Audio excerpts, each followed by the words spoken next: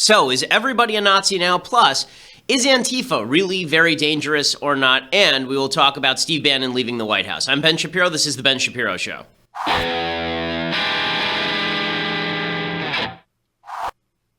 Yay, it's Total Eclipse Day, and this is the day when a guy comes back from the future and tells us all about it, and we give him all the power, just like in a Connecticut Yankee in King Arthur's court. We'll talk a little bit later about the solar eclipse if we have to. I'm still weirded out by the fact that people are so obsessed with a giant circle moving in front of another giant circle in the sky. But nonetheless, we will get to solar eclipse talk. We're actually filming this inside a completely dark studio, so I will be the only one who can see after this is over. I'm very excited about this. I'll be the last seeing person in America, along with Mathis and Jess. The other people in this room are safe. So we will be your new rulers when this is over and you're blind wandering the streets not knowing what is going on. But we'll be able to see because we were in here filming this. So ha to us. Anyway, before we get to any of the latest news, I first want to say thank you to our sponsors over at Legacy Box. So when was the last time you watched those home movies that are stuck in your garage, in a box, moldering while rats eat at them? When was the last time you looked at those pictures? The answer is you haven't in 30 years. But they will be ruined if you leave them out in the garage, and that's why you need to talk to my friends over at Legacy Box. You take all the old pictures, all of your old film reels,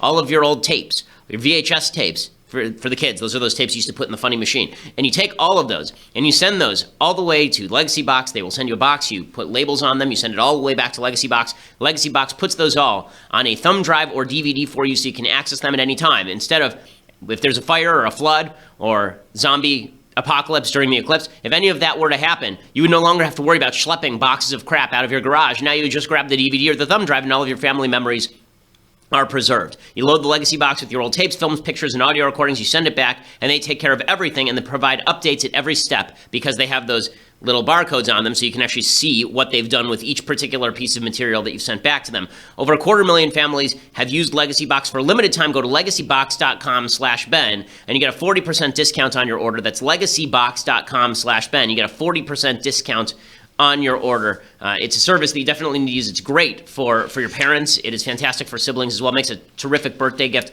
Legacybox.com/Ben. That is legacybox.com/Ben. You get a 40% discount on your order, and that lets them know that we sent you. So there's this very irritating line of thought that has now appeared from the left, and it is super duper irritating. And it is that if you condemn Antifa and you also condemn neo-Nazis, you are therefore covering for neo-Nazis. This is stupid, and it's part of a broader effort by the left to paint everyone in the world who is on the right as a neo-Nazi or a Nazi sympathizer or a Confederate sympathizer. It's really ugly. As I said last week, there's a number of propositions I think that 95% of Americans agree on. Nazis bad, communism bad, violence against peaceful protesters bad, right? Those three seem to me pretty simple. And it seems to me like the vast majority of Americans should agree with those. But because of political motivations on all political sides, all of this has gone into the background. It's receded into the background. Instead, we're clubbing each other over the head. Apparently, all right-wingers are supposed to be neo-Nazis, and all left-wingers are Antifa, and nary the two shall meet. So today, I want to talk about who is who, because I think there's a lot of category error going on. I think that people are looking at the rally that happened in Boston, the Boston Free Speech Coalition rally, and the left is saying, that's a bunch of neo-Nazis. And then the right is looking at all the protesters, the 40,000 protesters who showed up, and they're saying, all of those people are Antifa. No. Okay, so if you're going to gauge the particular merit of a group, you have to gauge them along two lines. One line is, what do they believe? And the other line is, what do they do, right? You can gauge the morality of what somebody believes, and you can gauge the morality of what they do. So one of the things that's been very irritating is when people like me say Antifa is an evil group because they violate the social contract by beating up people with whom they disagree. People say, oh, you're saying they're worse than the Nazis. No, I'm not saying they're worse than the Nazis in terms of their belief system. I'm saying if they initiate violence and the Nazis don't, then they are worse than the Nazis in terms of their particular behavior. Now, if the Nazis initiate violence, then we have moral equivalence in terms of their behavior, and the Nazis are worse on ideology. Right? I'm trying to be very specific and particular here because I don't like broad labels. Now, I want to correct myself on that score because I've said before that the left has been very kind to Antifa. Let me be clear about this. I don't mean everyone on the left. I mean many mainstream leftists. Okay, many more mainstream leftists are kinder to Antifa than mainstream right-wingers are kind to the alt-right.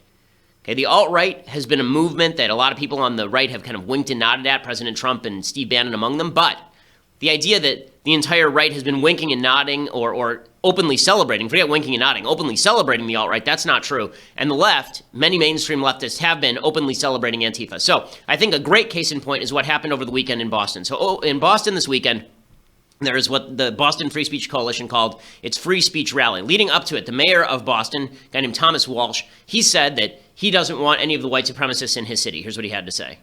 We also have a message to the hate groups, especially any that are planning to come to our city this weekend. Boston does not welcome you here. Boston does not want you here. Boston rejects your message. We reject racism. We reject white supremacy. We reject anti-Semitism. We reject the KKK. We reject neo-Nazis. We reject domestic terrorism. And we reject hatred. And we will do every single thing in our power to keep hate out of our city. Okay, so it's fine for him to say that he wants to prevent that people who are hateful shouldn't be in the city. That's fine. When he says we'll do all in our power to keep them from entering the city, that's illegal. Okay, you can't prevent people from moving into your city because of their viewpoint. That's just not something that you can do. But what's amazing about this is who are the Boston Free Speech Coalition? So let's talk about this for a second, because here's my fear. My fear is that what happened in Charlottesville is now going to be conflated with events that are not alt-right, events that are not white supremacists. So I'm going to speak in Berkeley on September 14th. Is the media going to cover that as though I'm an alt-righter because that fits their convenient narrative, that I'm some sort of neo-Nazi? Because that would be absurd. I was the number one target of the alt-right in 2016. Right? We're a yarmulke. I'm an Orthodox Jew. Okay, this would be insane. But I fear that the media and the left are going to do exactly that. I fear the media and the left are going to do exactly that, and they're going to use the Boston situation as sort of their prototype for this. So Boston Free Speech Coalition, they had originally invited a couple of guys who are what they call alt-light. One is named Joe Biggs, and the other is Bay Stickman. We've had Bay Stickman on the program before, specifically to talk about Antifa violence in Sacramento and Berkeley, right? So these are guys who are friendly with the alt-right, but I don't think it's fair necessarily to call them devotees of the alt-right per se. In any case, these guys were both slated to speak at this particular rally, and they were both canceled because the rally said, listen, we don't want to be associated with anybody who's even alt-right. We don't want people who are associated with that. So we openly condemn white supremacism, neo-Nazism, and the alt-right. This is what the organizers of the event said. They said this clearly and openly in the days leading up to this event. They said, we don't want anything to do with those people. And in fact, here's a picture from the event. Okay, at the event, there was a guy who's a congressional candidate whose name is Dr. Shiva Ayyadurai, who's a congressional candidate in Boston. Here's a picture from this event. And what you can see is that they're standing inside a gazebo on Boston Common. I know the gazebo well because I used to go to school in Boston, so I know Boston Commons pretty well. And his tweet says, to all fake news, this was the white supremacist free speech rally I just spoke at. Okay, and what you can see is it says Shiva for Senate, and then people are holding up signs that say, Black Lives Do Matter. Okay, does that sound like a white supremacist rally to you? They're holding up signs that say Black Lives Do Matter at this supposed white supremacist rally. And then there's another kind of lefty thing, says no to GMOs, stop Monsanto. It's not a lefty thing that Black Lives Matter, by the way. It's sort of a lefty thing to pander to the Black Lives Matter movement. But there's a person who's holding up a sign that's also sponsored by Shiva for Senate, and it says clean food, clean air, clean government, no to GMOs, stop Monsanto. Okay, it's a real lefty cause, the anti-GMO cause. Does this sound like a white supremacist rally to you? So on Twitter, I went out and I said, what's the evidence that this was actually a white supremacist rally? Because it was sort of being pitched that way. Even Huffington Post said it's not a white supremacist rally. Even Huffington Post said the white supremacists didn't show up. But was this a white supremacist? So the only evidence that anybody could see was there was one guy, literally one guy, who showed up wearing a shirt with the so-called 14 words. The 14 words are the sentence that neo-Nazis say, something about we have to protect white civilization for our progeny. And it's a few more words than that because it's 14, but that's why there's this neo-Nazi symboling 1488. It's the 14-word slogan about protecting white civilization for our children. And then 88 is Heil Hitler, right? Because H is the eighth letter in the alphabet. So there's one guy who's wearing the 14 words on the back of his shirt. That was legitimately the only evidence that I could see that this was an alt-right rally as it materialized. The media covered this as though the neo-Nazis had shown up in Boston and they were shut down by 40,000 demonstrators. Okay, this is the problem. When you start conflating people who are normal conservatives, normal right-wing, normal Republicans with the neo-Nazis, you're going to get a backlash. And it's really gross. So CNN has been doing this too. CNN published an entire list of supposed hate groups, and they got the list directly from the Southern Poverty Law Center. The Southern Poverty Law Center is a radical left group that routinely labels normal conservatives as neo-Nazis and hate groups. So, for example, they labeled the David Horowitz Freedom Center, where I used to work, they labeled that a hate group. Okay, they've labeled a bunch of other groups, like the Family Research Council, right? They labeled that a hate group. That labeling led a nutcase named Floyd Lee Corkins to go over to the Family Research Council in 2012, and he tried to shoot people at that particular establishment. CNN ran a story all about how the SPLC's labels of hate groups meant that these were all hate groups that were in league with the worst in America. As City Journal writes today, Mark Pulliam writes, the SPLC has an undeniable ideological agenda. In addition to its tendentious list of 917 hate groups, it also maintains a list of more than 1,600 purported extremists or extremist groups, including Charles Murray. At one time, they labeled Ben Carson an extremist because he was opposed to gay marriage. Yet CNN was pushing this out there as though in the aftermath of the neo-Nazi rally in Charlottesville, this was the real threat, was all of these groups were basically neo-Nazis. You wonder why the right reacts so negatively to the left's take on all of this? You wonder why? Maybe it's because the left, instead of unifying with the 95% of Americans I talked about at the beginning, instead of doing that, they're much more focused on trying to broaden out, mainstream members of the left, more interested in broadening out their critique of neo-Nazis to fit the entire right-wing movement, to fit all conservatives. The neo-Nazis aren't even conservative, okay? They're leftists in the sense that they believe in bigger government, they believe in government intervention, they don't believe in the Constitution of the United States, they believe in government involvement in things like healthcare. They're only right-wing compared to left-wingers, okay, in sort of the European sense, in the same way that the Nazi Party in Nazi Germany was right-wing compared to the Communist Party in Nazi Germany, but had nothing to do with American conservatism. Nazism has nothing to do with American conservatism. The left is very much invested in trying to tie those two together. And then what's the purpose of that? Well, number one, they think it gains them points politically. By calling everybody on the right a deplorable, they think that this is somehow going to win them elections. And then they do something else, and this is even worse. This is they start to make excuses and room for folks at Antifa.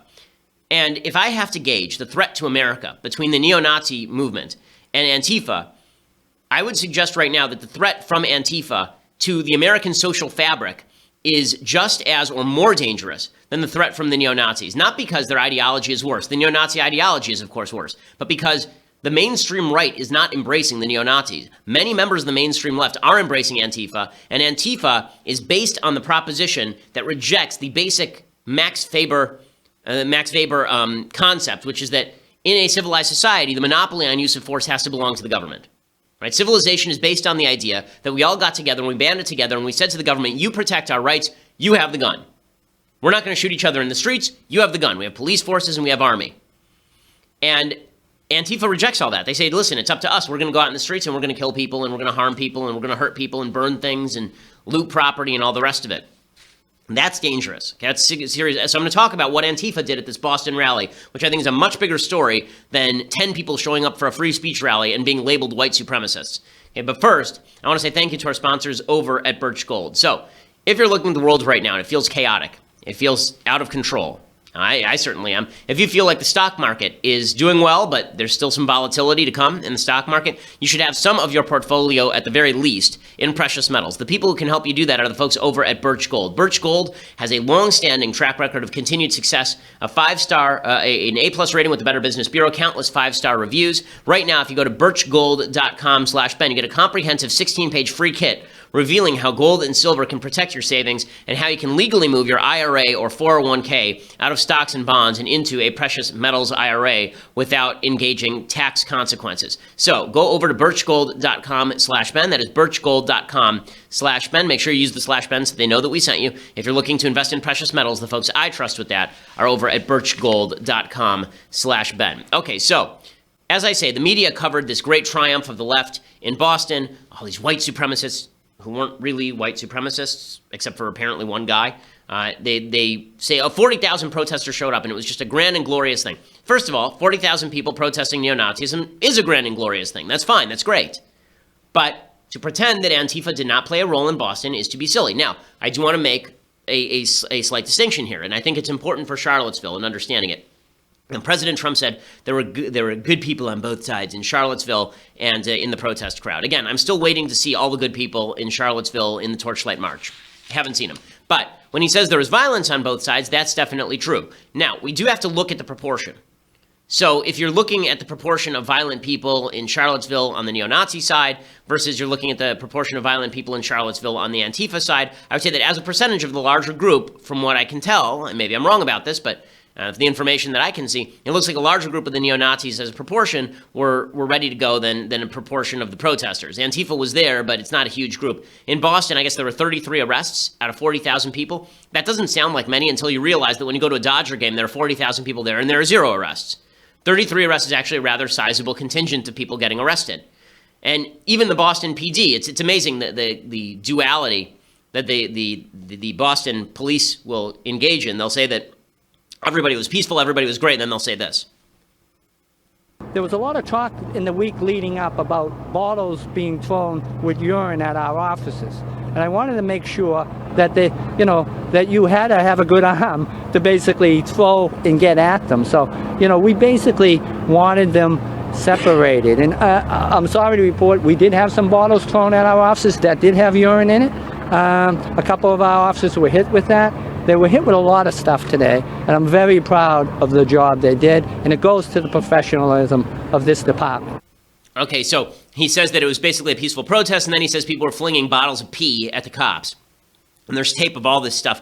Here's some tape of a woman with an American flag being dragged at a Boston rally, presumably by members of Antifa. You can tell the Antifa folks because they cover their faces, because they're committing criminal acts. If the viewers watching right now, take a look at what happens to this woman who is holding an American flag. She's holding an American flag, and a protester comes to her, drags her along there, pulls her anyway. Let's watch this. You can see her flag wound up on the ground. Okay, just delightful people. And that wasn't the only situation. Some pro-lifers were apparently attacked. There was a journalist who tweeted this out. These protests rarely, and pretty Antifa folks just mobbed some anti-abortion protesters with posters, yelled and tore posters till the cops came. And then the Antifa went after the police officers. So here's some footage of the Antifa people going at the police officers. You can see them trying to hit the police officers with various posters, pushing forward at the police officers.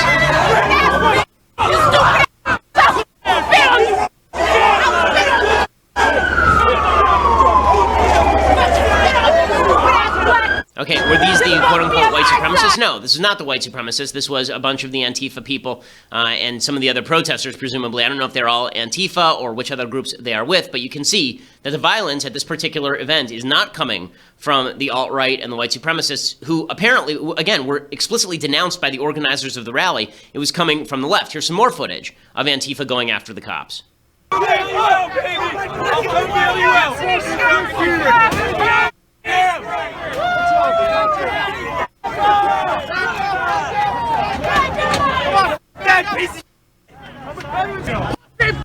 Way to go! Yes! Got black spit on you! Yeah. And cursing at the cops, you got black bleep on you, something like that. And then you have a Trump supporter wearing an Israeli flag, told to get the F out of Boston. I mean, it's just delightful, folks. You have your identity, and in your name, I will be donating to everything you stand against. Everything. No violence! Just shows how out of our town has been, and no violence to be. I want to show that people shouldn't be afraid to voice their other views and voice their opinions. You shouldn't be afraid to go outside and say you're conservative. It's pretty sad that things like this happen. And he's right. It is pretty sad that things like that happen. And it wasn't relegated just to Boston. There was a supposedly anti-white supremacist protest led by leftist groups in Dallas. And here they are shouting about the cops and how the cops are the Klan.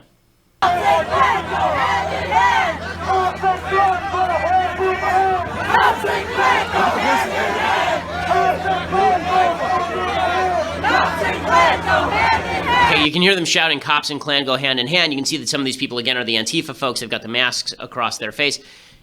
Now, why is all this important? Okay, why am I showing all this footage of violent and nasty, horrible Antifa people? The reason is because unlike the right, which has universally condemned the neo-Nazis and the alt-right and is trying to disassociate from these people, they're mainstream leftists who are embracing all of this stuff. And they are using this binary logic, again, that neo-Nazis are bad, so Antifa must be okay. This is dangerous, okay? This is really dangerous. I'm not talking about just dangerous in terms of people cursing at each other or yelling at each other. We've been having that for a couple hundred years. I'm talking about dangerous in violent terms, dangerous in serious violent terms. And I want to talk about that in just a second. But first, I need to say thank you to our sponsors over at LendingTree. So right now, you're looking for a mortgage. You're looking to buy a house. And so what do? You go and you ask your friend, where'd you get your mortgage? They refer you to somebody and you work with that person, but you don't know if you're getting the lowest rate or the best rate. You don't know if you're getting the best service. That's where LendingTree comes in. The average LendingTree customer can save $20,000 over the life of their loan. That is average, okay, which means that a huge percentage of their customers can save even more. Whether you're looking for a new mortgage, a refi, or a home equity loan, LendingTree is the only place where you get up to 5 real offers from America top lenders, and you can compare them side by side for free. It takes like 3 minutes. I've actually gone through the website just to check it out. It takes no time at all to get a bunch of comparison offers from LendingTree.com. Find out how much you can save today at LendingTree.com/Ben. That's LendingTree.com/Ben. Don't be ripped off again.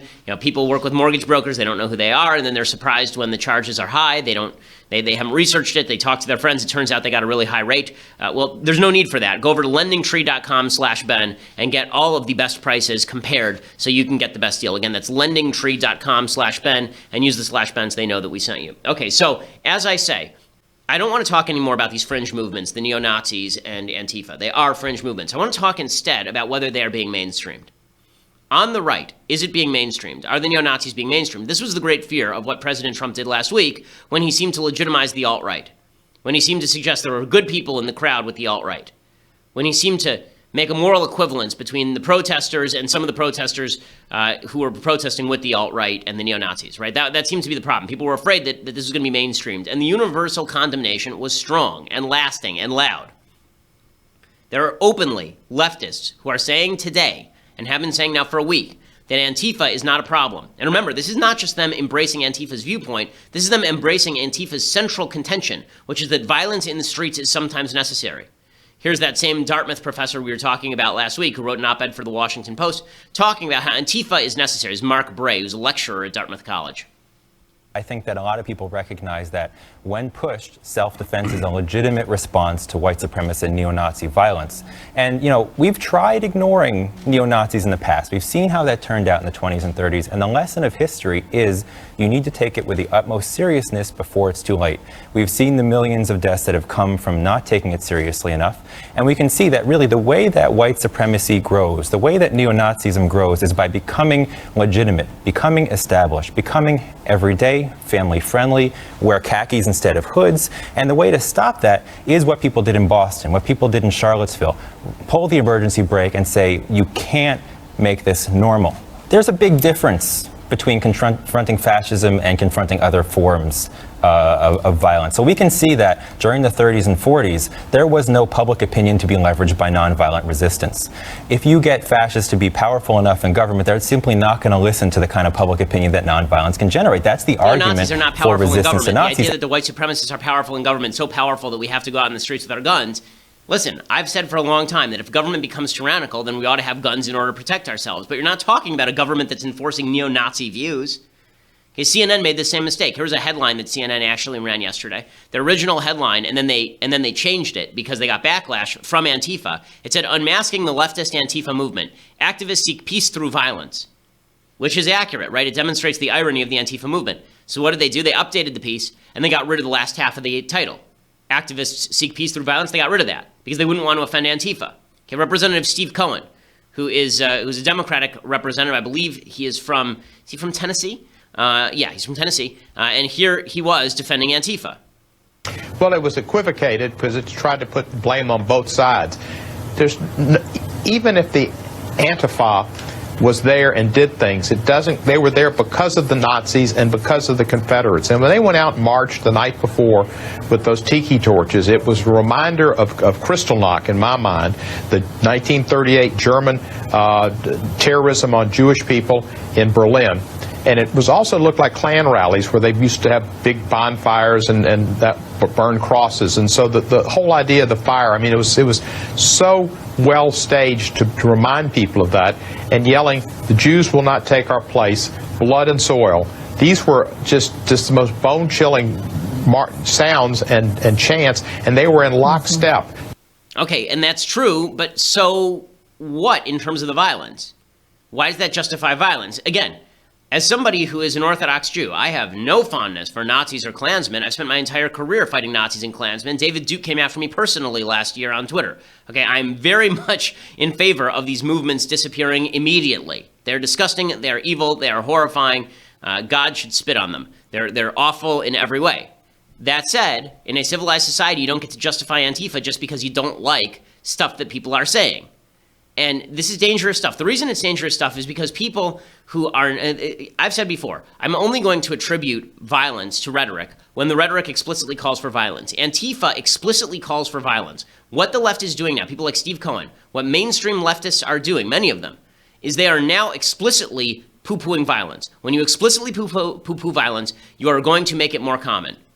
And I want to read you a little bit about a guy named Everett Glenn Miller. You probably missed this story. Everett Glenn Miller, and this is according to Heavy.com, is a former Marine with mental health history, and he was named as the suspect accused of shooting and killing 2 Kissimmee, Florida police officers, a guy named Matthew Baxter and Sergeant Richard Sam Howard. The police chief says it was an ambush. Miller went by the name on Facebook Malik Muhammad Ali. He only changed that recently. And right before he went on the shooting spree, killing 2 cops, he shared a picture of Martin Luther King Jr. that said, for this from August 18th, it said, "When I said march, I didn't mean forever, mother effers, shoot back." Ali then wrote with the photo, "When them N-words wake up, it's going to be some hell to answer for. You only can poke a tie-up dog for so long. Once that chain breaks, it's over. Wake up, America, before it's too late." And then another post said "Racist ass America, America is evil." And then there were derogatory posts about Trump, posts about the Confederate monument issue, and Nazis in Charlottesville, Virginia. On August 15th, they shared a video of the Charlottesville clashes and wrote, "Confederate Nazis, I will hurt you all. You are the enemy. You can run, but you can't hide." So, if you have a group of people, this is what Antifa does, who equate the police with the bad guys, who equate conservatives with the bad guys, and who openly say that violence is necessary in order to stop the bad guys. When you have mainstream people on the left like Steve Cohen, when you have mainstream people on the left like Michael Eric Dyson, when you have mainstream people on the left like Mark Bray at the Washington Post, when you have those people making excuses for the violence, do you think the violence is going to become more common or less common? Do you think that it's going to get worse or better? Do you really have so little belief in the police that you don't think that the police can stop the Nazis?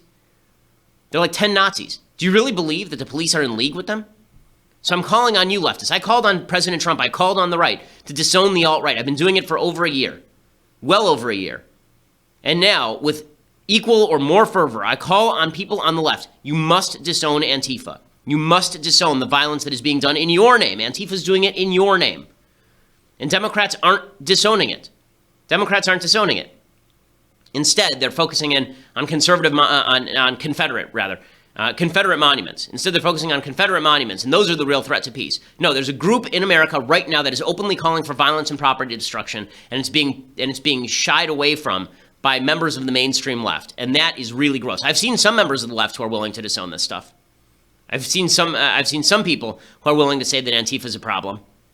But here's what I'm afraid of. I'm afraid that I'm going to go to Berkeley on September 14th, and Antifa is going to show up, and they're going to get violent. And the media, because they want their narrative where violence against right-wingers is justified, that the media is going to proclaim that it's my fault that Antifa showed up and got violent.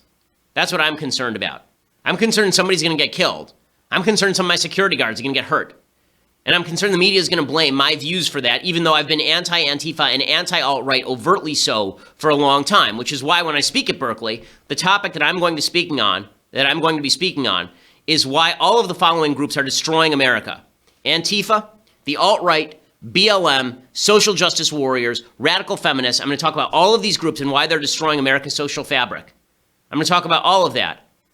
And we'll see if the media are honest enough to recognize that I'm condemning all the groups they say ought to be condemned, like the alt-right, and have been doing so for a year, or whether they lie and they say that just because I think that BLM is a bad group that espouses bad things, that I am therefore a rightful victim of Antifa, because I think that will expose the media's agenda. I think that if the media decide that they are going to target the stuff that I say, just like the stuff that you say, you're a normal conservative, they're going to target you as a Nazi. If they decide to target me as a Nazi, I think it'll say a whole hell of a lot, considering the fact that there's been no one who's been more anti-alt-right, more anti-white supremacist than I have been, certainly over the past year, by statistics.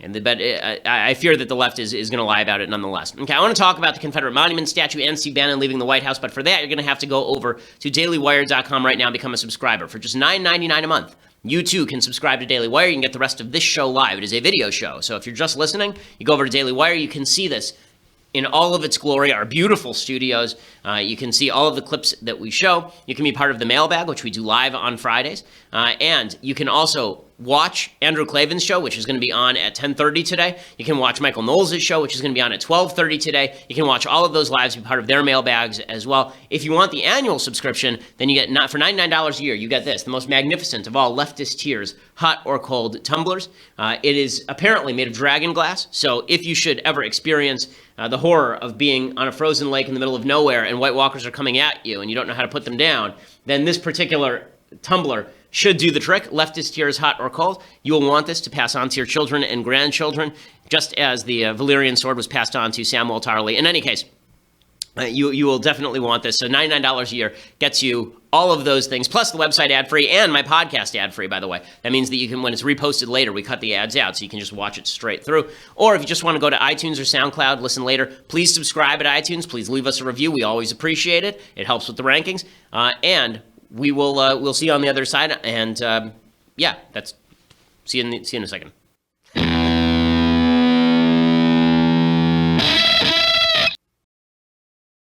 Alrighty, and we're back. So that was a stellar pitch. Let's move on to what Democrats are really focused on. Are they focused on condemning Antifa? The right has been spending weeks talking about how white supremacy is evil. Paul Ryan released a statement this morning talking about how white supremacy is evil. I don't know a lot of right-wingers who are not saying this other than Pat Buchanan. Democrats, however, are focusing on the real issue, and this is such a mistake for them. You know, President Trump successfully pivoted from the alt-right issue that was kind of the thorn in his side. He pivoted instead to Confederate statues, talking about whether Confederate monuments should go down. And because the left is so radical, they immediately leapt on this and decided to make this the issue. Now, that's very stupid politics. The polls show the vast majority of Americans want to keep the Confederate statues, or at the very least don't care very much. Okay, but they've decided to make this their key issue. And this demonstrates, I think, the disconnect between a lot of people who are living in Washington, D.C., and New York, and L.A., and Chicago, and a lot of the people who are living in the rest of the country who frankly don't care very much about these Confederate memorials and don't think that they're the worst thing in the world or the cause of a lot of violence. Yet you are seeing Democrats push this stuff very hard, the same way the Democrats pushed really hard on the Washington Redskins issue. We have to rename the team. Very important, we rename the team. They're doing the same thing with Confederate monuments. Now, I think there's a stronger case to get rid of Confederate monuments by far than getting rid of the name of the Washington Redskins. But the left is treating this as though this is the real threat of violence. So Antifa isn't the real threat of violence. No, Confederate statues are the real threat of violence. Jay Johnson, who was the Secretary of Homeland Security under President Obama, here's what he had to say about removing these statues. What alarms so many of us from a security perspective is that so many of the statues, the Confederate monuments, are now modern day becoming symbols and rallying points for white nationalism, for neo-Nazis, for the KKK. And this is most alarming. We fought a world war against Nazism. The KKK rained terror on African Americans for generations. And so a number of Americans, rightly, Republican and Democrat, are very concerned and very alarmed. And I salute those in cities and states who are taking down a lot of these monuments for reasons of public safety and security. Okay, so here's my question. He was the Secretary of Homeland Security for the last 4 years of the Obama administration. Why didn't he take down any of the monuments? The alt-right was doing this before.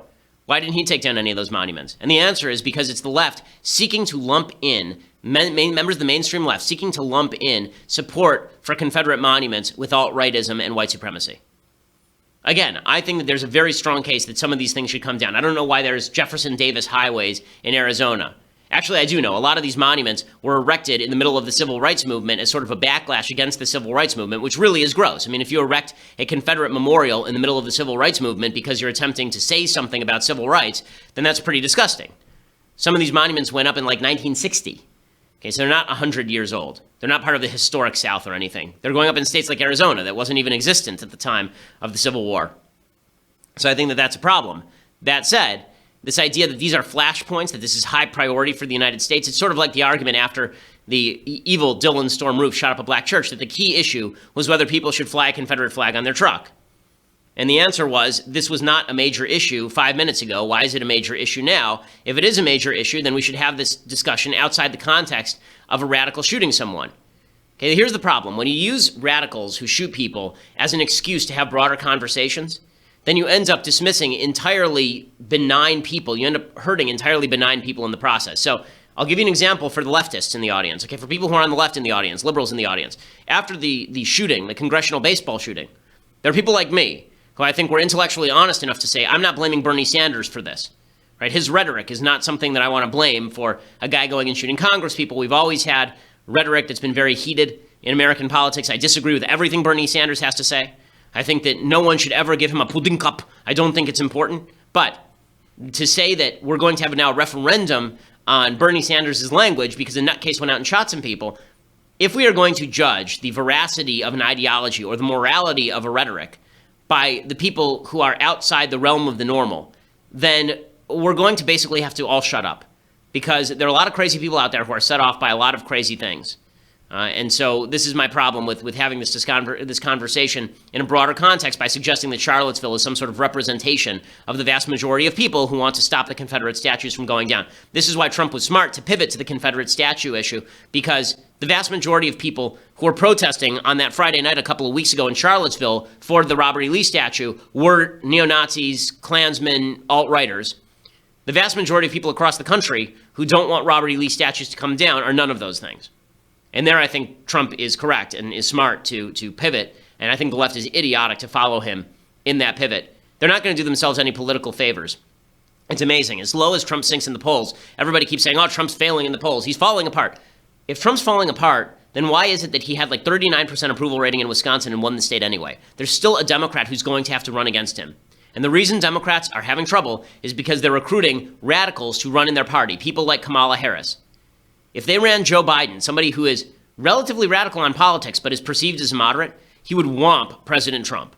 But instead, they're looking to the left wing of their party. They're looking to people who pander, and that's not going to do them any service. Okay, so in other news, Steve Bannon is out at the White House. This broke in the middle of the show on Friday, and I've had a chance to sort of collect my thoughts on what this means. I don't think it means a whole hell of a lot. I think that Bannon had already been marginalized at the White House. He had very little input at the White House already. Him going back to Breitbart doesn't make very much of a difference. You know, Alex Marlow, who's the editor-in-chief over there, I got to say, Alex is probably miserable this morning because Steve is not the easiest person to work with. But that said, Steve heading back to Breitbart isn't markedly going to change things other than it's sort of a green light to Breitbart to start attacking all the people who surround Trump. That's going to be the move. At Breitbart, they're going to move to attack Gary Cohen. They're going to move to attack Javanka, right, Jared and Ivanka Kushner. They're going to attack H.R. McMaster, which they've been doing with alacrity for some time now. It's just going to become louder and more strident. Bannon is going to insist, of course, that he's trying to help Trump, but Bannon cares about Bannon. Bannon doesn't care about the future of Breitbart. He doesn't care about their traffic. The only thing that Bannon cares about really is being perceived as a big man on campus, and that means that he has to present himself as a sort of populist hero. In fact, after he left on Friday, he headlined, right? Bannon did an editorial meeting, and the first headline that went up was this, in giant orange letters: Stephen K. Bannon returns home to Breitbart News, and then in quotes, populist hero. Well, I mean, nothing like fulfilling the mooch's expectations of you there.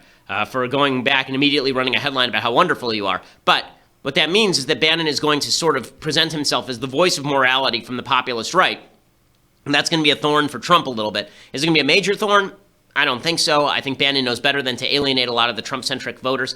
But if Trump ever becomes so vulnerable that Breitbart can make a difference, then you could see Bannon in a revenge move, sort of moving to hurt him. Do I think it makes a huge difference inside the administration? No, it's just another indicator that this administration was never conservative, okay? For as much as I dislike Steve Bannon personally, Steve Bannon is right-wing on immigration. Steve Bannon is right-wing on Israel. Steve Bannon is right-wing on national security. So all of those things have sort of been moved off of the spectrum a little bit. Bannon was more isolationist than right-wing, I should say, on national security, but he was very much in favor of a military buildup. A lot of that has now been moved off to the side. Trump's administration, for all the people who thought he was going to be the great conservative halcyon, let me just point out, the people now surrounding him are entirely Democrats or generals. There is not a single major registered Republican who surrounds the President of the United States in his inner circle. H.R. McMaster is a general. John Kelly is a general. Jared and Ivanka were registered Democrats until 5 minutes ago. Gary Cohen was a registered Democrat. Steve Mnuchin was a registered Democrat. All of the people who surround him, all the people who are closest to him, are either generals or registered Democrats, okay? That is not going to bode well for Trump. The only thing that might save the conservative agenda, truly, is that, number one, there's a Republican Congress, and number two, Democrats will not work with Trump. They hate Trump so much that they're willing to to cut off their nose in spite of their face. The fact is that if Democrats were smart, what they would immediately do is begin going to President Trump and saying, let's get some of your legislation done. And they'd start pushing for single-payer health care and get Trump to sign it. They'd start pushing for infrastructure bills and they'd get Trump to sign it. They'd start pushing for tax hikes and get Trump to sign it. And Trump would be more than willing to go to war with McConnell and Ryan. He's already shown that he's willing to do that. So how far left does Trump move is not dictated right now by the Republican Party. It's dictated by a Democratic Party that doesn't want to work with Trump, which is quite fascinating. Okay, time for some things I like and then some things that I hate. So, things that I like. So, unfortunately, Jerry Lewis died over the weekend. He was 94 years old. Growing up, we liked Jerry Lewis movies. We're not French, but we liked Jerry Lewis movies nonetheless. One of my favorite Jerry Lewis films is a very underrated film called Cinderfella. And it's a reverse of the Cinderella story, except he is Cinderella, right? He's a guy and he falls in love with a princess. Jerry Lewis was a great physical comedian. This is one of the scenes from Cinderfella where he's sitting in the kitchen. His stepmother has made him basically the maid, and he's sitting in the kitchen after serving them dinner, listening to the radio. And this is sort of classic Jerry Lewis.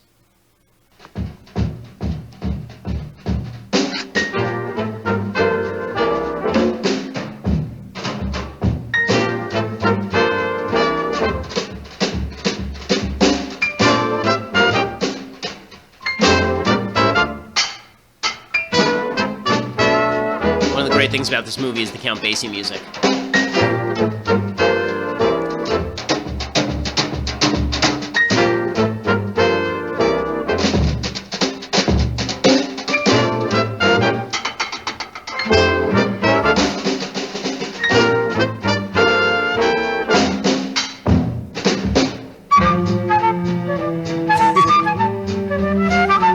It's very kid-friendly, this particular film. And there's a lot of good stuff. And I was showing my daughter, who's 3.5, a clip from this movie. There's a scene where he does a dance with the princess, and Count Basie's band is there. This is part of his transformation, is that Count Basie's band shows up as part of his transformation into the prince. And it's a little bit slow, but there are a couple of scenes in it that are really, really funny. So Cinderfella, highly recommended. Okay, other things that I like. This catch in the Junior Little League World Series is just incredible. And this is one of the best catches I've ever seen in any league, period. Watch this center fielder go back on this ball. It's amazing. On a wild pitch is just a really tough way to go home. Regani driven back. He's at the warning track. He goes over the fence. And he caught the ball. Look at that. Come on now. He's in the Junior League. Look at this catch. Real. Whoa. Wow. That's also why the fences shouldn't be 2.5 feet high in Little League. This is as good. But wow, great catch, kid. I don't know who you are, but that's a fantastic catch. So anytime there's a good piece of baseball, I'll put it on the show. Okay, time for some things that I hate. So just to show you how evil a lot of the neo-Nazis are and the white supremacists are and some of the alt-right members are, the Charlottesville rally organizer actually tweeted this out yesterday. This is Jason Kessler, the piece of garbage who was punched in the face at the rally. He said, Heather Heyer was a fat, disgusting communist. Communists have killed 94 million. Looks like it was payback time. And then he links directly to, you guessed it, the Daily Stormer, the neo-Nazi site. Yeah, again, not a lot of very fine people doing this. Not a lot of very fine people involved with that particular rally. Horrifying in every sense of the word. Okay, other things that I hate. Jerry Falwell Jr., who was on TV. And Jerry Falwell Jr. has been the loudest evangelical advocate for President Trump. He is, of course, the dean of Liberty University. I know we have a lot of listeners over at Liberty, so I want to say hi to all the folks who listen over at Liberty University. I'm sorry that Jerry Falwell Jr. said something this dumb over the weekend. Here is Jerry Falwell Jr. on ABC's This Week talking about President Trump's response to Charlottesville.